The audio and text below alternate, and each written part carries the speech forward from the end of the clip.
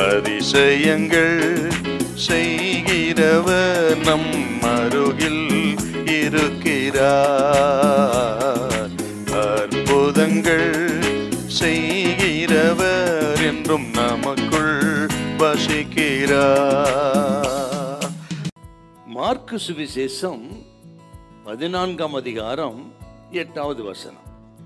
இவள் தன்னால் இயன்றதை செய்தாள்.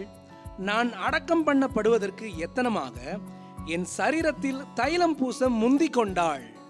ஆண்டவராகிய இயேசு கிறிஸ்து வந்து பந்தியிருக்கிறார்.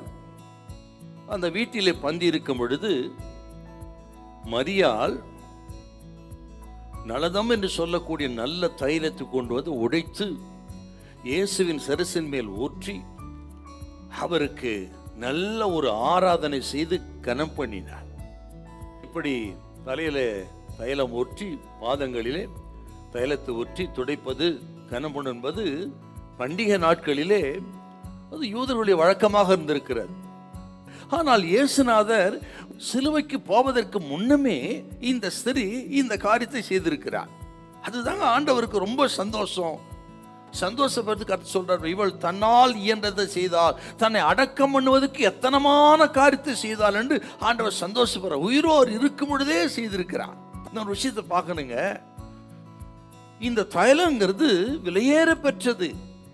இந்த நாட்களிலே ஒரு மனுஷனுடைய ஒரு வருஷத்துடைய வருமானங்க அவ்வளவு விலையேற பெற்றது இது என்று சொன்னால், இவள் ஆண்டவருக்கு செய்த அந்த காரியம் எத்தனை ஆச்சரியமான ஒன்று. ஒன்றும் பெரிய கோட்டீஸ்வரி கிடையாதுங்க, சாதாரண குடும்ப பெண். ஆனால் தன் ஆஸ்தியாக இருந்தவற்றை உடைத்து இயேசுவின் பாதத்தில் ஊற்றி இப்படி கனம் பண்ணுவான்னு சொன்னால் விலையேற பெற்ற ஒரு ஆராதனை இது. அந்த ஆராதனை அவளை அன்பை நம்ம பார்க்கிறோம். அன்புக்கு விலை மதிப்பே கிடையாது. ஏதோ சுகமா இருக்கும் போது வசதியா இருக்கும் போது செய்யலாம், அது எல்லாரும் செய்யறதாங்க. ஆனால் இயலாத பொழுது, முடியாத பொழுது கர்த்தருக்கு எப்படி ஆராதனை செய்கிறோம்? உண்மையான அன்பு, ஆழமான அன்பு ஆண்டவர் பேரில் இருக்குமானால் நாம் எதையும் செய்ய துணிந்து விடுவோம். இது கேட்கிற அருமையான கர்த்தருடைய பிள்ளைகளே, கிறிஸ்தவர்கள் இன்னைக்கு யாருன்னு கேட்டீங்கன்னா பாதிக்கப்படாதவரை நல்ல கிறிஸ்தவர்கள் தான்.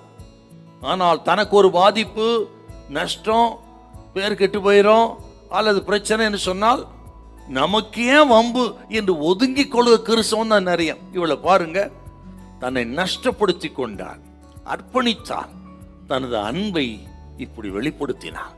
ஆகவே தான் அப்பா சொல்றாருங்க, இவள் தன்னால் இயன்றதை செய்தாள். கர்த்தரை எப்படி கனம் பண்ண முடியும் என்று அறிந்து கர்த்தரை பிரியப்படுத்துங்கள். மனுஷனுடைய பாராட்டுதல் அல்ல, தேவனுடைய அங்கீகாரம் தான் நமக்கு முக்கியம். கர்த்தரை கனம் பண்ணுங்க, கர்த்தர் உங்களை உயர்த்துவார், கனம் பண்ணுவார். நீங்கள் செய்கிற சின்ன காரியமா இருக்கலாம், ஆண்டவருக்கு அதுக்குரிய பிரதிபலனை மிகப்பெரிய அளவில் கர்த்தர் கொடுப்பார், இம்மையிலும் மறுமையிலும் தருவார். ஆக பலனை எதிர்பார்க்காம, மற்றவர்களை பார்க்காம, கர்த்தருக்கு பிரியம் எது அதை முழு பலத்தோடு செய்யுங்கள். உங்களால் ஆனதை செய்யுங்கள். கர்த்தர் உங்களை ஆசீர்வதிப்பார், உயர்த்துவார். ஹல்லேலூயா, ஹல்லேலூயா.